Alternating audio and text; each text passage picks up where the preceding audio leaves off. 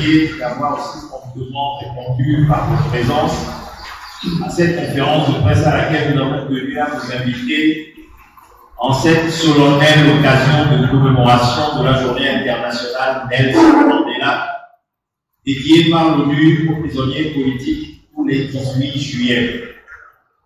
Nous associons à la commémoration internationale de ce jour. Nous tenons à rendre hommage à la mémoire de Nelson Mandela et à tous les prisonniers politiques qui, dans tous les pays de par le monde, subissent injustement l'enfermement dans des lieux de détention de toute nature pour le simple fait d'avoir exprimé des opinions divergentes de celles des régimes politiques établis et exigeant leur libération immédiate et sans condition. Revenons au Togo, qui vient de subir le passage de l'examen périodique universel, EPU, lors duquel a été révélé à nouveau tous les travers de notre système judiciaire, carcéral et institutionnel, ainsi que l'état désastreux des libertés civiles et politiques qui y prévaut. Nous tenons à présenter le tableau général des prisonniers politiques comme suit. 5 prisonniers politiques morts en détention en octobre 2020 et pour lesquels nous continuons à exiger que justice soit rendue en faisant les investigations nécessaires sur les causes de leur décès afin que des poursuites judiciaires soient engagées contre leurs auteurs et éventuels commanditaires, ceci afin de mettre fin à l'impunité de ces crimes politiques. Plus d'une dizaine de détenus malades, dont 2 hospitalisés au Cameroun du CHU d'Aucoin depuis plus de 8 mois, et 1 libéré pour aller se faire soigner hors du milieu carcéral, tous arbitrairement arrêtés en détention préventive. 16 détenus arbitrairement arrêtés en détention préventive dans l'affaire Gouma Abdel Aziz depuis 2018.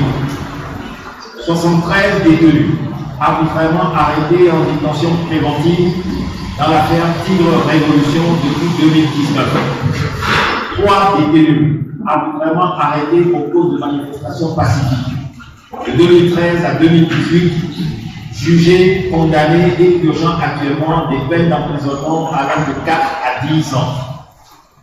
3 détenus arbitrairement arrêtés pour délit d'opinion depuis le début de l'année 2021, dont 1 en détention préventive et 2 jugés et condamnés à des peines de 8 à 24 mois de prison.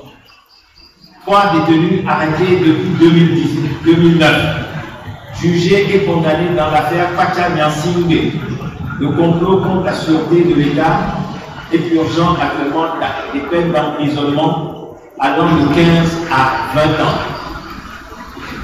Soit au total 113 prisonniers politiques, dont 108 sont actuellement vivants.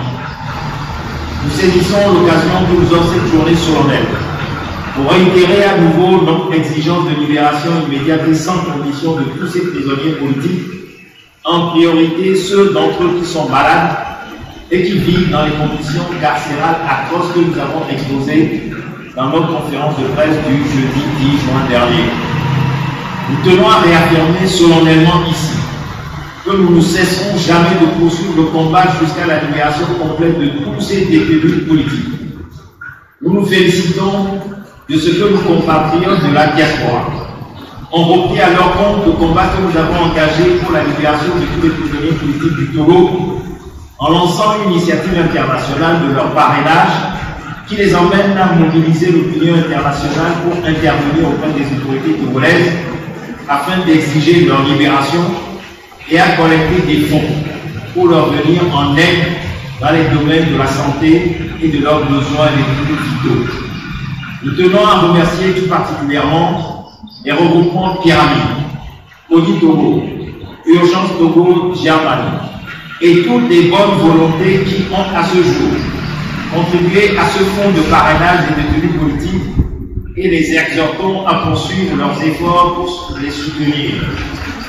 Grâce à la convergence de toutes ces actions que nous avons poursuivies jusqu'à ce jour, y compris à travers des plaidoiries auprès des institutions en charge des détenus, nous avons la joie de vous informer que nous venons d'obtenir vendredi 16 juillet 2021, la mise en liberté provisoire de M. Yacoubou Aboul Akilim, secrétaire général du PNP section Palimé, arbitrairement arrêté le 25 janvier 2020 et détenu à la prison civile de Lomé, où il est tombé gravement malade, afin qu'il puisse se faire soigner directement hors du milieu carcéral dont nous connaissons tous l'extrême précarité des conditions de détention. Tout en nous félicitant de cette libération, nous exhortons les autorités togolaises à faire libérer tous les autres prisonniers politiques, en priorité ceux qui sont malades, afin qu'ils retrouvent leur plein droit à la santé, conformément aux dispositions du Code de procédure pénale et à l'article 16, alinéa 1er de la Constitution de la 4e République togolaise qui dispose, je cite, « Tout prévenu, détenu va bénéficier d'un traitement qui préserve sa dignité, sa santé physique et mentale et qui aide à sa réinsertion sociale. » Fin de citation. Ceci afin qu'il puisse aussi se faire soigner dans la dignité hors du milieu carcéral, conformément à l'article 4 de la Constitution togolaise qui dispose, je cite, « L'État reconnaît aux citoyens le droit à la santé, il œuvre à le promouvoir. » Fin de citation. Au-delà, nous réitérons notre exigence de voir tous les prisonniers politiques du Togo libérés sans condition. C'est pourquoi nous saisissons l'occasion solennelle que nous offre le présent événement pour annoncer le lancement d'une campagne médiatique quotidienne pour la libération des prisonniers politiques du Togo à partir de cette conférence de presse.